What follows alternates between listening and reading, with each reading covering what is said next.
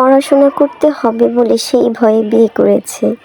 এখন বিয়ে করে দেখি কাঁধে কত দায়িত্ব। আসসালামু আলাইকুম।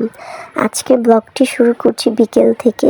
আজকে আপনাদের সাথে শেয়ার করব আমাদের গাছের আমগুলিকে আমরা পেরে কি করলাম। আমের সিজন শেষ হতে চলেছে, তো দেখা যাচ্ছে গাছের আমগুলো পোকে ধরে যাচ্ছে। তো এই জন্য বাহির থেকে ছেলেদেরকে আনিয়ে আমগুলো আমরা পেরে নিচ্ছি। এখন বাজে বিকাল 3:30। এই সময় আমের আচার দেওয়ার উপযুক্ত সময়। তো দেখেন ওই কতগুলো আম পাড়া হয়েছে, আমগুলো ফেটে গিয়েছে। তো ওইখানে ছেলেটা ভালোভাবে পারতে পারছিল না বলে ইনশিরার বাবা দুপুরের খাবার শেষ করে চলে গেল আম পাড়ার জন্য। তো ওইখানে উনি আমগুলো পাড়ছিল।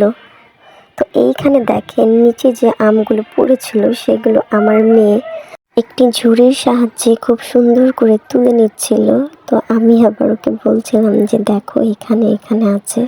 এখন আসি আসল কথায়। কিছুক্ষণ আগে আমি বলছিলাম যে পড়াশোনার ভয়ে বিয়ে করেছি, এখন বিয়ে করে দেখি কত শত দায়িত্ব কাঁধের উপর, তাই না? শরীর যদি কখনো খারাপ লাগে বা যদি একটু অসুস্থ বোধ হয় তাহলে কিন্তু সংসার ফেলে রেখে একটু বসে থাকা যায় না। বাচ্চা থাকলে তো আরও বেশি অস্বস্তির হয়ে যায়, কারণ বাচ্চার খাওয়া দাওয়া টেক কেয়ার করা একটা বাচ্চার পিছনে অনেক সময় চলে যায়। তো একটা মা অসুস্থ হলে চাইলেও সে একটু রেস্ট নিতে পারে না।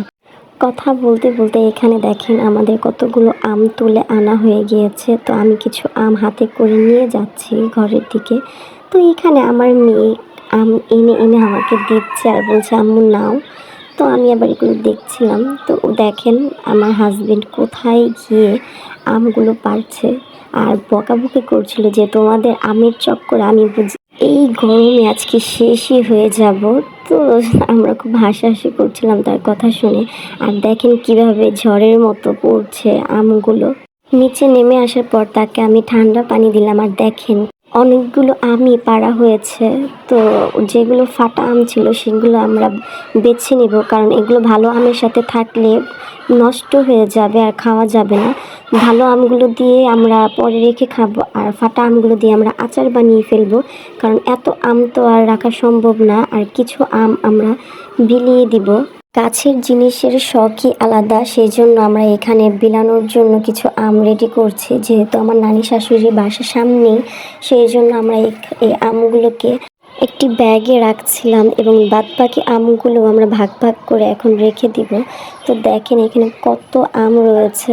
এখান থেকে আমরা 2-3 রকমের আমের আচার করতে পারবো, সেই জন্য আমরা আর কি আলাদা করে রাখছিলাম আমি আর আমার শাশুড়ি মিলে। বাড়ির বউ হয়ে আসার পর কাঁধে দায়িত্বটা যেন বেশি বেড়ে গিয়েছে।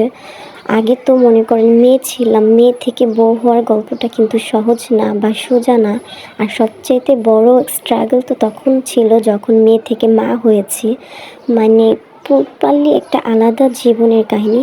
তো এখানে আমার হাজব্যান্ড আবার একটা আম খেয়ে দেখাচ্ছিল যে কত মিষ্টি ছিল আর কত ফ্রেশ ছিল, খুব মজার ছিল আমগুলো। সব ভাগ করার পর রাতের বেলা আমার শাশুড়ি আর ফুপু শাশুড়ি মিলে আচার দেওয়ার জন্য আমগুলোকে খুব সুন্দর করে কাটছিল। যেহেতু আমার হাত কেটে গিয়েছে আম কাটতে গিয়ে, তো তারা দুজন মিলে আমগুলো প্রিপেয়ার করছিল, না হলে নষ্ট হয়ে যাবে। এই কড়া রোদের মধ্যে আমগুলো শুকিয়ে এখনই আচার দেওয়ার সময়, কারণ ঝড় বৃষ্টি হলে তো তখন আচার দেওয়া যাবে না। তো তারা দুজন মিলে এই সুন্দর করে সবগুলো আম কেটে আচারের জন্য রেডি করছিল। তো আমি আবার সেগুলো এখানে বসে বসে দেখছিলাম। তো আজকের জন্য এই পর্যন্তই। আপনারা সবাই ভালো থাকবেন, সুস্থ থাকবেন, আমাদের জন্য দোয়া করবেন। আর এই যে এগুলো আমাদের এই গাছেরই আম। আল্লাহ হাফেজ।